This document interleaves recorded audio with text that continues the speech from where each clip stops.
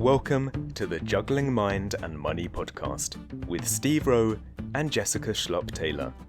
Steve Rowe is the founder of Lucent Financial Planning and an award-winning independent financial planner. He helps you to use your money and have a great life.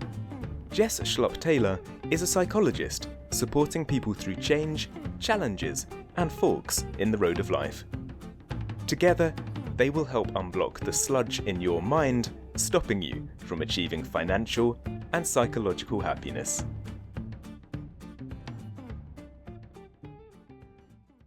Hello and welcome to Juggling Mind and Money, episode 43. I'm Steve, founder of Lucent Financial Planning, a chartered financial planner, and this is Jess. Hello. Our resident psychologist who helps to keep our clients happy in their head.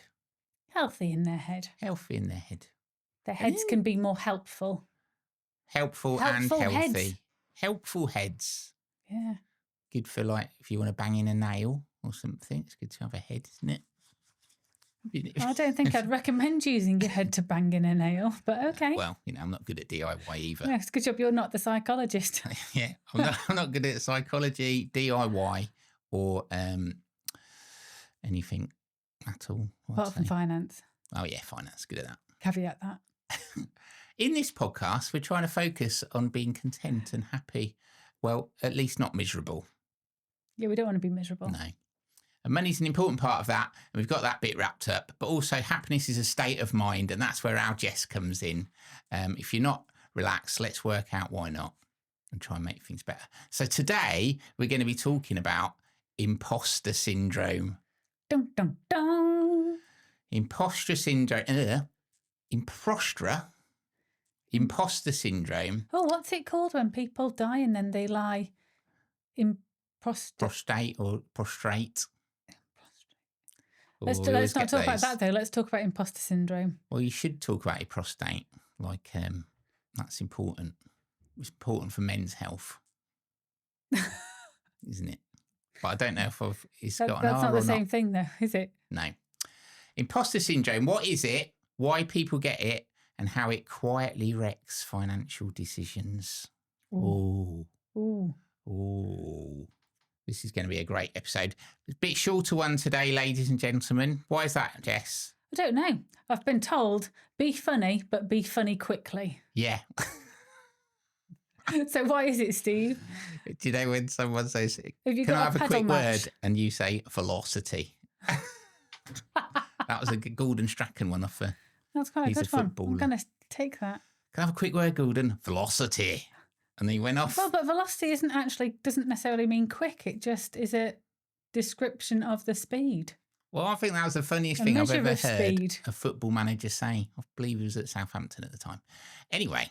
Beep. I think beep would be a quick word. Because do you mean beep, quick beep. word as in a word that describes quickness? Or is it a word that is quick to say?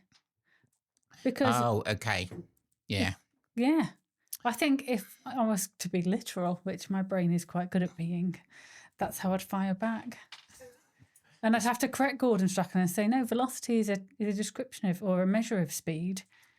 Gordon is probably not out there listening to this at the moment. He's probably in America watching Scotland in the World Cup. But Gordy, come on the show. He would be good fun. He would be. Anyway, imposter syndrome. So, I've kind of given away this bit, but we'll go to it anyway. Diagnose Steve. There's obviously something wrong with him. Jess delves into what it could be. Anyway, Jess, help me. I just feel so pathetic all the time. Like, I don't know if I'm any good. Everything I've ever achieved, people say it's good, but I just don't believe them. I'm like, why do you think it's good? I've just turned up and done this. Very much like this podcast, actually. I look back at what I've achieved. I've got things like swimming certificates. Was that even me that got to the other end of the pool? Oh, that national record of achievement. Did you have one of those at school? Yes, and you're supposed to carry it throughout your working life. They told you how important it was and you never got it back out of the box. Yeah, I got mine out of the box and thought, was that me? Did I actually achieve that? 2 stars in gymnastics. Is it that good? It's really handy. I I never got 2 stars in gymnastics. Huh? You could probably tell that. Not very flexible. Wow, Are you flexible, Jess? I am.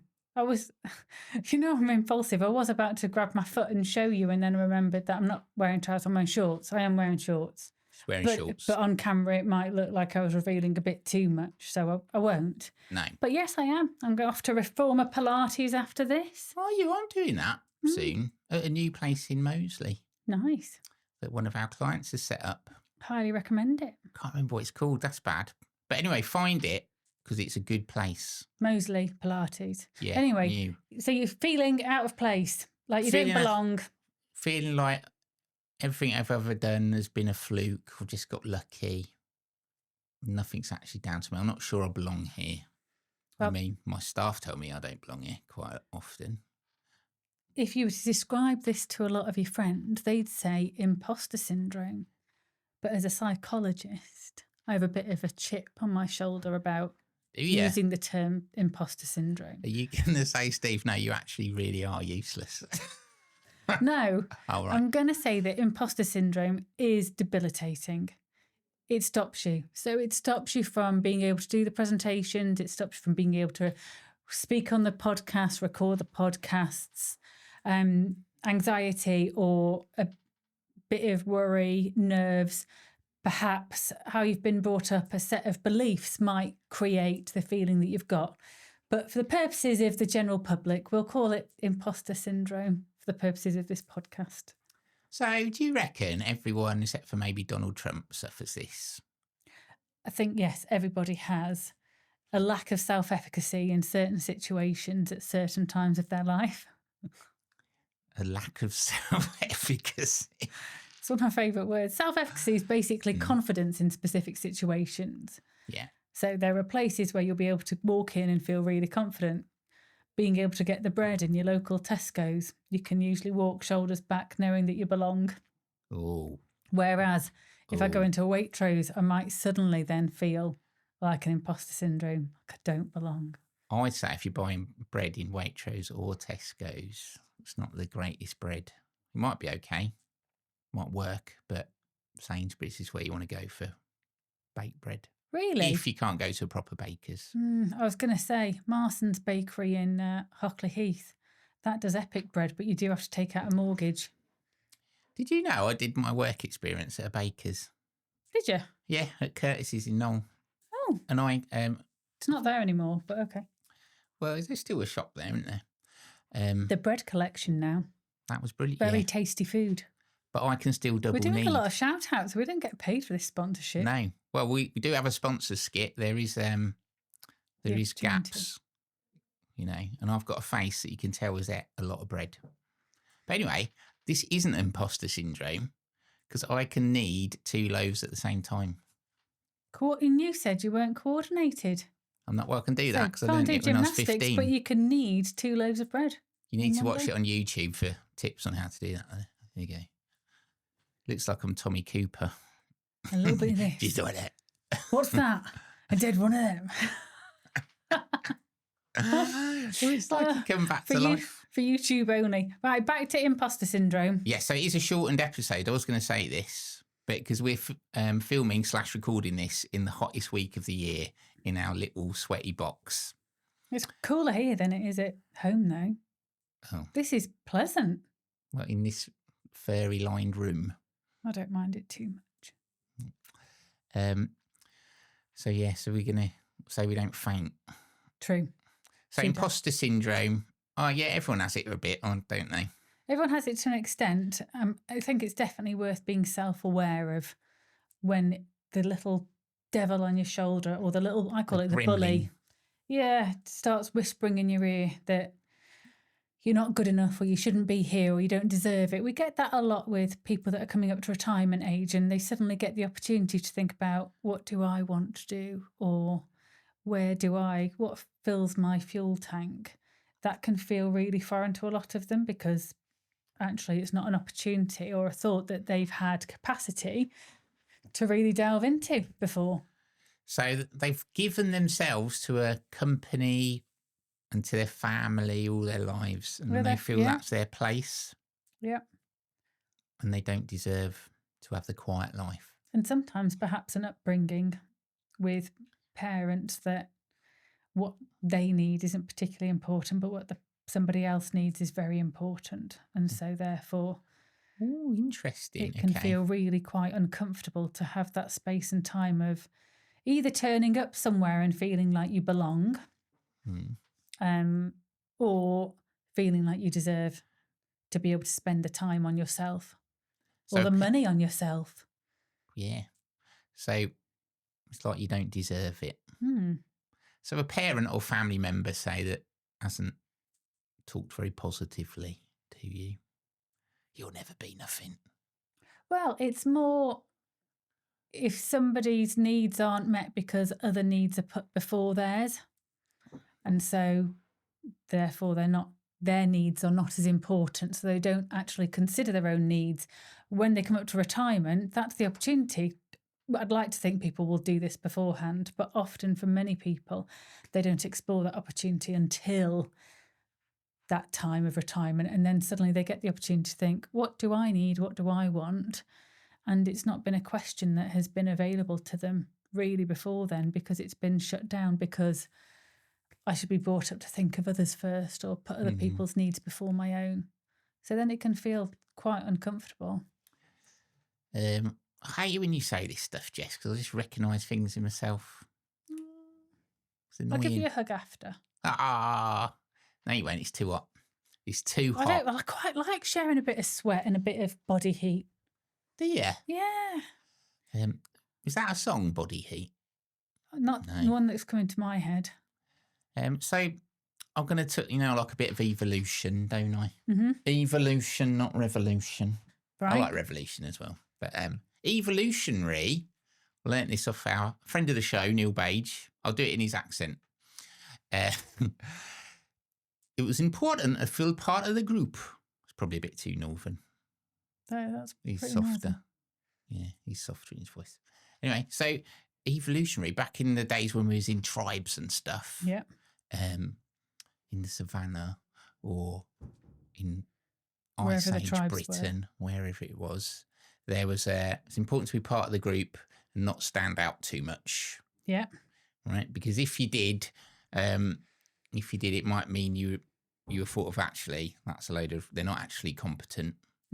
They're a load of rubbish, and you might get kicked out. You'd get picked on. You'd either have to be strong enough to be the leader, or you'd be the runt that got picked on and banished. And to be fair, that is very much still around, isn't it? If we think of modern society, absolutely. How we build people up, don't we? And the newspapers do, and then knock them down. Yeah, well, technologically, we have definitely advanced. Industrially, we have advanced, and yet mentally, we are still much closer linked to that tribal caveman than we have. Evolution has not been quite so speedy with our brains. No, it's not even got up to the Texas Speak and Spell yet, has it? From 1982. Don't even want to know what that is. Well, that's what E.T. phoned home on. On the Texas Speak and Spell? Yeah, or the maths one. I haven't watched E.T. closely enough to know. You're too young for the Texas Speak and Spell. Do you not remember them? No. Oh, no one in the office gets it. I either. had the Karen does because she's awesome. Those little books. Penguin or not Penguin? What was it like? Johnny and Kate books. Janet and John. Was it Janet and John? Johnny and Kate. I don't know. They went to the market and bought a loaf of bread or cat, and you'd write K for cat. Yeah. Speak and Spell. We didn't have machines. No. Sorry, that was my they were impression of definitely a machine. around. You're younger than me. So anyway, back to Neil Page. So it's important to stay part of the group. Yeah. Not stand and out. That our mind's always trying to be part of the group all the time, so we don't get knocked down or shown up in the sun, whatever it is. Okay, and we're still like that. We're still thinking like that. So that's stopping people. That's stopping people becoming all they could be. That is true. Well, that's sad, isn't it? Actually, this is stopping humanity becoming all it can be, because we've got people that don't have imposter syndrome banging on about themselves. Yeah. often aren't the brightest. And some truly talented individuals that keep their light under a bushel. Yeah. Is that the saying? Bushel? I think it is. There's that poem, Tony Robbins says it a lot, but he didn't write it. Our greatest fear is not... I can't remember it. Oh, I need to look this up.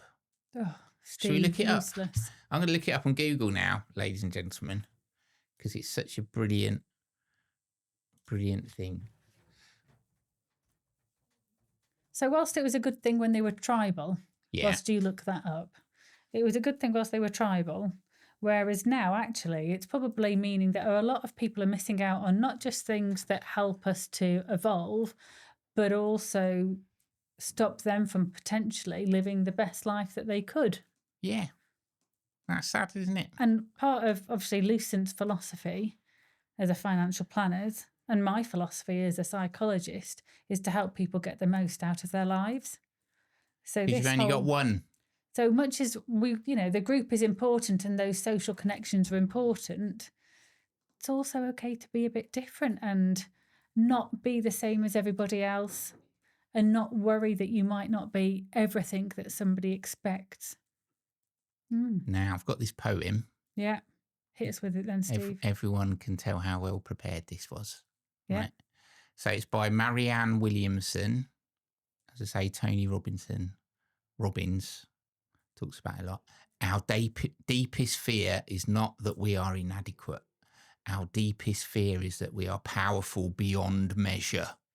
It is our light, not our darkness, that most frightens us. We ask ourselves, who am I to be brilliant, gorgeous, talented, and fabulous? Isn't that great? I love that. It goes on. It goes on. You don't like that, do you? Wasn't my most loved one. Perhaps I need to read it in full. Jess. I like the idea though. When I get excited about something, just be excited with me. Okay, sorry. Yes. You know. I think it's because I know that people's deepest fears are the opposite of that, but it would be really nice to have that. Yeah. Not have a fear of being the best. You hear everyone's deepest fears, don't you? Not everyone's, just a few. So, people can't internalise their success and put it down to their own brilliance. Well, there's also a gender difference generally when it comes to Is there? Tell me. imposter syndrome. Tell me. When women are successful, they'll usually, whether that's in public or in private, but they will usually say either it was luck or it was down to the team, whereas males generally will own it and say, yeah, that was me. That was me. And so when it comes to promotions and careers, men are quite good at saying, yes, hello, I did that. Whereas women will Is that true? Yes, there's lots of research that says it's true. But again, it's how we've been brought up and the societal constraints and encouragement of, women demure, don't be too boastful, don't be arrogant. Whereas men, confidence and being proud and a high achiever is seen as a good thing. It's slowly changing, but if sometimes you do hear of girls getting criticised for being arrogant or cocky, and no, you go, girl, crack on. Own it. We have to. It's because I'm a man, well, barely, right? And I'm not like that. Well, it might be, but I don't think I am. That's why I don't notice it. Possibly. There's also, if men do fail, then quite often they'll put that down to bad luck or blame somebody else, whereas women will take that on themselves more. Again, there's lots of research that supports that. So it's just a case of having a bit of self-awareness. That's not to say all men are all women, because there's a very wide range. But these are stereotypes that have been proven that incorporate a lot of the population. I am not doubting you, Jess. I'm just asking a question. So people worry they got lucky, don't they? Yes. Or that they fooled everyone. Well, they got away with it, or yes, it was just in that moment I did well. Now, is this something that where high achievers feel it more, that they've fluked it, or is it the fact that if people aren't as good intellectually, perhaps. No, I don't They think feel it's... it more, or... No, I think often it is, but it is based around your belief system and how you've been brought up. And some people, high achievers, can use it almost as a basis to really push themselves and keep on trying and keep going, for fear that if they stop, they'll get caught out. And other people, perhaps, that are happier at lower levels, it might keep them in their box. Yeah. It's how you respond to these thoughts. It's how you respond to the beliefs that have been perhaps pushed on you as you've been brought up that often give you the result. That's not for the likes of us. That's for other people. That kind of thing. Yes. I got that off Downton Abbey, I think. Ah, the upstairs-downstairs divide. Yeah. The class system. So I've read an interesting statistic that 70% of people have experienced imposter syndrome at some point. And I think that's low. Because surely, like, most people have been in a situation where, it's daunting, or... But again, it depends on what's the definition of imposter syndrome, because again, imposter syndrome is to be diagnosable, should be at the level where it's disabling in terms of creates paralysis and stops you. It's an inability to be able to get on with the tasks that you've been given because you feel so inferior to the ask. Whereas imposter syndrome, when it's bandied around and used with friends and family, is I feel really uncomfortable before I present. I feel like I shouldn't be there, but give me a few deep breaths, give me some tools, give me enough practice, and I can get up and do it whilst thinking and feeling these things. So I think imposter syndrome probably at some point has stopped 70% of people from doing what they could potentially do. But I would say that everybody has had thoughts about not being good enough, about not being worthy of having that place on the stage or the job that they had or the career that they had at some point. I've just thought of something really funny. There was me being all serious and you're just brains going off to funny. Go on then. No, it's really funny, but it is an example of imposter syndrome. It's someone in my family, and someone said to them, as a woman, oh, you look really, really fabulous today, or something like that. Yeah. Right, they've zhuzhed up well. And she said, you must have poo in your eye. Which I thought was really funny. Oh. But that is imposter syndrome, isn't it? I reckon. The inability to take a compliment. That's not funny. That was a really funny comment. The response was funny. The response, yeah, that's what I mean. But that's what imposter syndrome is about, is actually it's how you respond to it. Lots of people have these thoughts and beliefs. The differentiating factor is how you respond to them. So most people, I reckon, that are listening to this have felt it. So in a moment, we're going to have a quick little break. But in a moment, when we come back, we'll talk about how this can affect you financially and how it might manifest itself. Good shout. Manifest, that's up there with efficacy in like top quality words. Do you like the word efficacy? Oh, you're loving it. That's every other Rolls word off today. the tongue. Efficacy. Steve and Jess would be really grateful if you'd leave them a review on wherever you listen to your podcasts. If they run a star system, please give Juggling Mind and Money more stars than the Milky Way. So, reviews. We haven't had a review for a while. Have we not? No, and Are we getting any new listeners? yeah, we're doing good. We've got over 2,500. We're in the top 50% of podcasts. Top 50%. Oh, that's good. Do the bottom 50 actually have a listener? Well, they've done it a couple of times. No one's listened and they've given up. Okay. But we've done it 43 times, Jessica, right? 40... Well, you have. I haven't done 43, thank goodness, because they'd get bored of me pretty quickly. So you've had some pretty awesome guests. You're the most popular episodes because they're funnier. But I have listened to the other guests and they are pretty great. They've got some really good moments. But also... moments. but they've had a moment. They have one. I'm funny for the whole episode. Yeah, but also I'm more sensible with them, aren't they? Even if I'm the, 'Cause I they're don't struggle with strangers. imposter syndrome on this podcast. I'm all right. I was born to be here. Because no one listens. Not bothered. Yeah, so obviously we're in the top 50% of podcasts. Yes. And we've been going for a couple of years now. And I love the fact that we've stuck at it. yeah, I think that's quite impressive. because we're both starters, aren't we? Not finishers. Yeah. Yeah. But that's probably why it's still going, because we can't pull the plug. Sorry, people. Anyway, the lack of reviews should be igniting my imposter syndrome Yeah. sort of thing. But I think you just can't be bothered because you're laughing, you're going away to put the good stuff into practice that we tell you.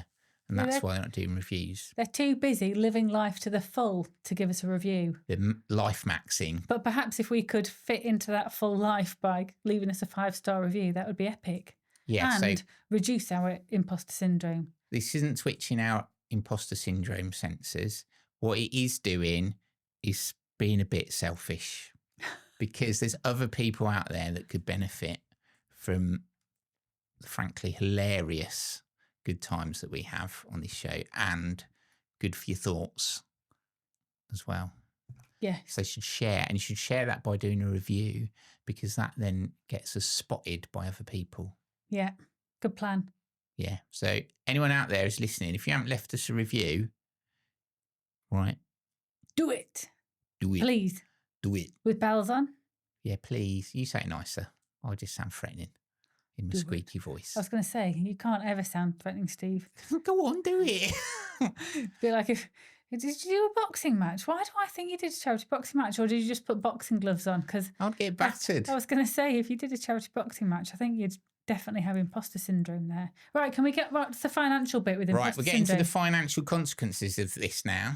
So people, quite often, if they feel they don't deserve it, they won't spend it. Or they give it away, which is good. We very much promote that. But give it away once you've had your fill. Yeah, once you've made sure that you've got enough Yeah. and you know, because you help them to establish what that level is. We do just go through some good financial planning. Yeah. We say, this is what you need. This is what you might need. This is what you don't need. That's good, isn't it? That is excellent. That's nice. So if you don't need it, absolutely help other people. But if you're depriving yourself because you don't feel you deserve it. That happens a lot. There's a lot of people that put themselves further down the pecking order, again, from the belief systems they've been brought up with. Yeah. It's like with lottery winners, isn't it? And they give it away, a lot of it.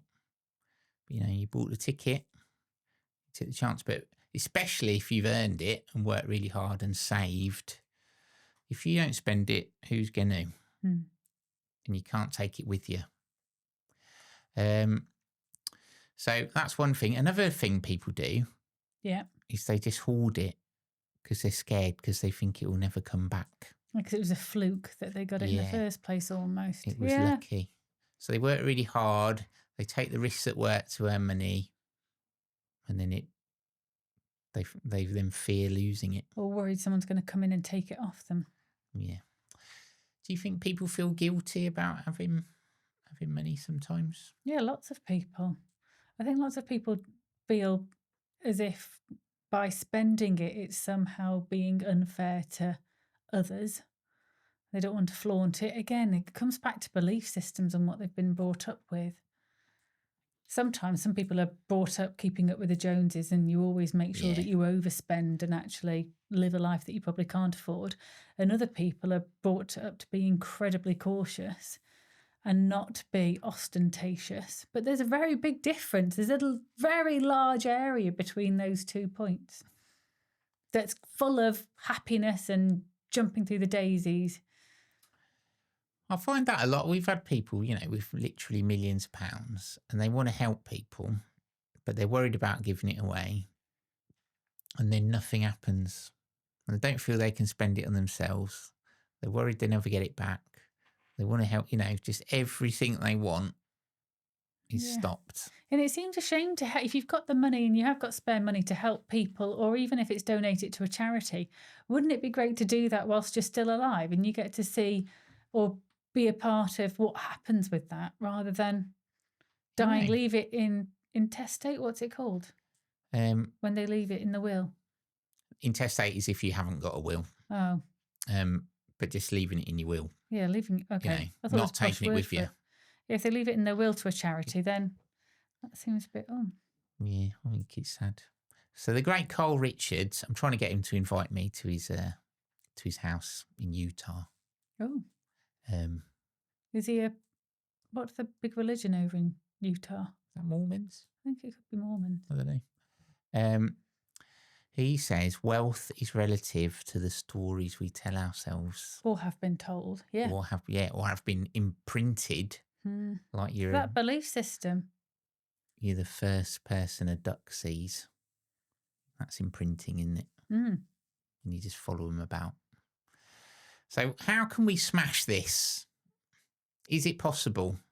Yeah, if you've been imprinted with a certain story, how can we change it? Have you got any top tips? As with a lot of things, it's number one, being self-aware of the thoughts that you're having and becoming more aware of the thoughts that we tell ourselves. And just because there are our thoughts in our brain does not make them true. Yeah. So the first step is being aware of them. The second step is questioning them. Yeah. And just checking, is this true, or where does this come from? How does it make me feel? Is it helpful? What are my end goals? Does it match up? And if not, what would be a better response to those thoughts rather than encompassing them? So it's a bit of a process, takes a bit of time. As with all these things, it's not a magic wand. You have to take moments out and really concentrate on the thoughts that are coming in. The self-talk is very important and what that means. And then understanding how you're internalising that and how you are responding to it. So tell us, like in my simple mind. Yeah. So I think something and I'm automatically stop doing it or do it. Whatever it is. Yeah. And what you're suggesting is going, instead of being on that autopilot, going, whoa, hang on a minute, Ro. Yeah. That is not definitely true. How about this? Stopping yourself, questioning it, and then maybe trying out something different. Yeah, so let's give an example, because I think it's quite difficult when we speak in vague terms like that. But let's give an example of my dream of riding the horses along the beach in Morocco. Yeah. And then I think, I can't possibly do that. With your hair out in the wind. Honestly. Some sort of white scarf going everywhere. I am desperate to do it. And yet the part in my head says, you can't afford to do that. You might not be able to earn any more money. It might all go. You've got other things to spend it on. You need to be really careful. There's other people that need it more than me. It would be really selfish to do that. All these little thoughts. So become aware of those thoughts and then I can write them all down. Actually, what's my response to the thing that I want to spend some money on or the experience that I want to have? And it doesn't matter whether it's an experience of a holiday or buying the car or going on the cruise or having the bigger house or splashing out to get the silk bedding that you want. Doesn't matter how big or small. You know, buying the posh tea bags instead of the value ones. Oh. Whatever it is that says, oh, I don't quite deserve that or I'm not good enough for that. It is about what are my thoughts? Write those down. What's my natural response to it is I'm not going to do it. But what would be the most helpful response? Work it through. What's within my control or not? And then crack on. Just one point about that. Posh tea bags take a lot longer to brew. They do, don't So they? if you're in a rush, like, you know. I'm trying to remember. I drink decaf tea. I think I bought Clippers decaf tea bags. They were awful. Were they? Yeah. Really, like These take a really long while. weak. Yeah. It was all, no, I wouldn't go wanna- anywhere near them. Sorry, Clippers. If you want to sponsor us, I might speak differently, but If you've got less time because you're questioning yourself, then you can't be having posh tea bags as well. Perhaps if I think about and process my horses in Morocco, then I will get round to booking it. Because you know what? I do deserve to ride the horses along the beach in Morocco, have the wind in my hair. I can honestly, you can see my face light up and smile at the thought of it. it makes me so happy. Right, I deserve that. I'm going to tell you I'm gonna and do it. everyone else the story. You do deserve that. And I can imagine exactly what it would look like. Because last month I was in Santorini and there's all these nice little white villas and that. And there's beautiful women getting their photo taken with these massive long dresses that they're sort of lifting up so they float in the wind. Yes. So it's beautiful sunset scenes. Sun was early in the morning. So I'm sitting there on a high position, not a pretty sight, with my top off, all red and blotchy, in my little, where I'm staying, having a lager and a packet of crisps. And I'm watching these floaty dresses. And I'm thinking, that is beautiful, isn't it? And then they all look up and see me and start to feel ill. They don't. Oh, they did. Did you have imposter syndrome on that bench? You did. Oh, I think also another thing to recognise is that it's perfectly normal to think these thoughts. Yeah. But you don't have to take any notice of them. Just because you think it doesn't mean that it's true. Don't take any notice. Recognise what's real, what's not. What's beliefs that are unhelpful that have been ingrained on you through your upbringing, and what could you shed? What could you shake off and suddenly emerge as this butterfly, even if it's when you're slightly more mature? It's never too late to blossom. No. And there's nothing wrong, and it's not selfish to put your needs first. Often, happy person, parent, friend is a much better person, better friend. I could tell you a story. Like most people, I'd say most people, bit of a fear of public speaking. Oh yeah, we get that a lot. And I was doing it, and I was just telling myself, I'll show you I'm good. I'll show you, like, over and over, just to get me on stage, because I was scared, wasn't I? Right, and that is probably the story I was telling myself about my squeaky little puppet voice that I've got. And looking ridiculous because I'm massive. But it was probably the best thing I ever did in the end. But you're quite good at it. Well, not that the speech was good, but just it was good. Got good feedback, opened lots of doors for me that I wouldn't have done otherwise. So that's good, isn't it? It is. Doing these things, responding differently, having the thought, is it true? Do I need to take notice of it? Is it helpful? If it's not. Because when I was asked to do it, I said no. Fear of failure. Well, that's it. Well, that was my automatic. And yet not doing something. When I played basketball at a young age, my coach said I was always worried. I was a brilliant defender. Yeah. I was like Dennis Rodman. If you were ever around in the 90s and played basketball. Yeah. So I was Dennis Rodman. I was epic in defence, but I was pretty bad in attacking. And my boss used to say to me, Jess, you miss 100% of the shots you don't take.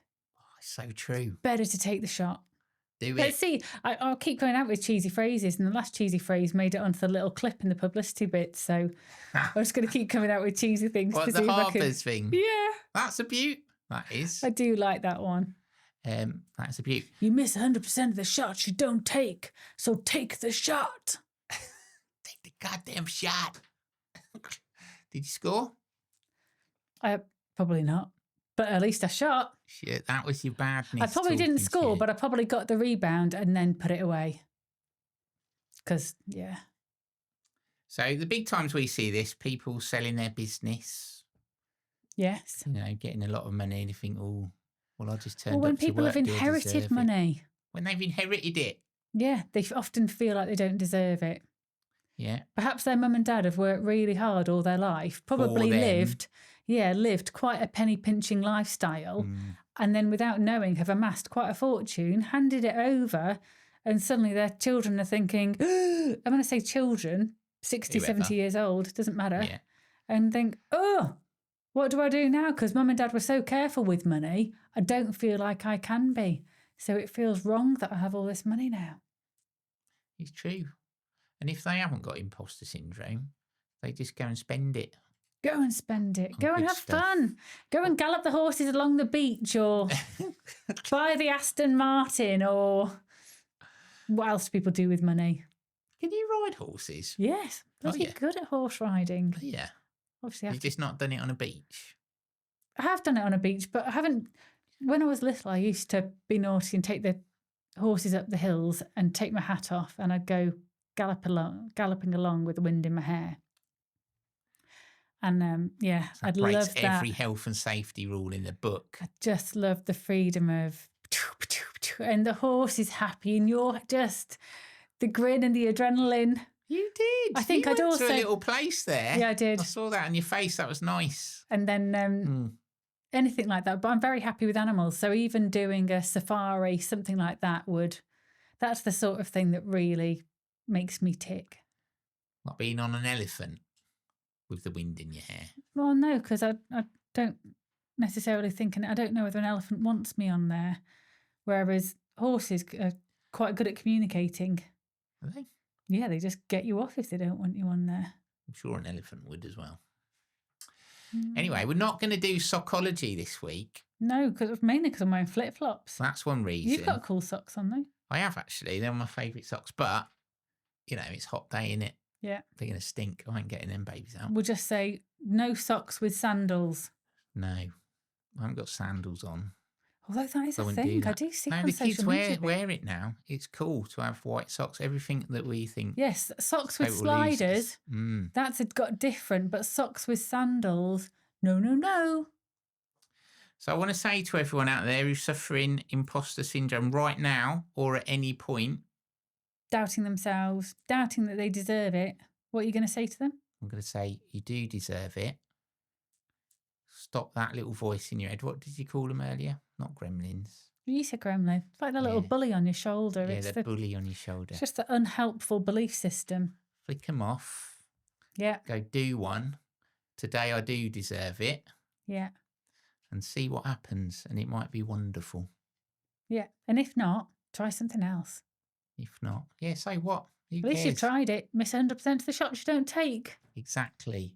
And millions of people are rubbish at stuff every day. And that's fine. Yeah. We can't all be amazing. Better to try. Give it a shot. Love yourself. That was good. That was my therapist's voice. I was about to go into a song then. But it isn't actually love yourself. I think it's express yourself. Do. Express yourself. Express yourself. Yeah. That one. Yes. Everyone, before we came on air today, was talking about Jess's new love for ornithology. Oh, yeah. Go and do a chiff chaff. Chiff chaff, chiff chiff chaff, chiff chaff, chiff chaff. Do a blue tit. Do a wren.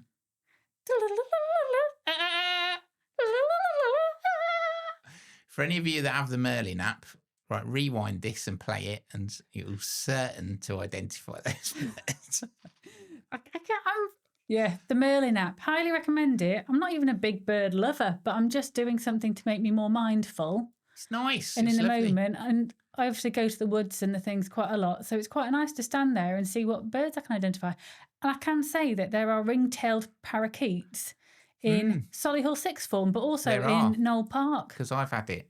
So not only does it pick up the sound, because obviously sometimes it says it's highly unlikely, but I saw them flying overhead. Yeah, me too. So I know it is ring-tailed parakeets because I actually spotted those ones. It's good. They're on their way up north, aren't they? The nuthatcher's got a good noise, but I can't remember what it was. I need a bit more practice, but because I don't hear them very often, I don't get to practice it. Right, everyone, that's it for today.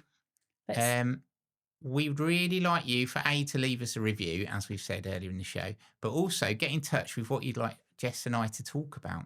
Oh, yeah. Do that. That would be good, wouldn't it? If she has some listener interaction about, what's really bothering you, what you think we could help you solve. FAQs. Oh, yeah. Give us a question. FAQs. Frequently asked questions. Oh, infrequently. Just the most random, bizarre question. They would be probably our favourites. So quite often, we get these questions asked us in meetings, but people don't want to say them out loud. So they can just text them. Yeah. So and then everyone can get the answer. So that'll be good. Yeah. Anyway, everyone, enjoy your summer. Have a great time.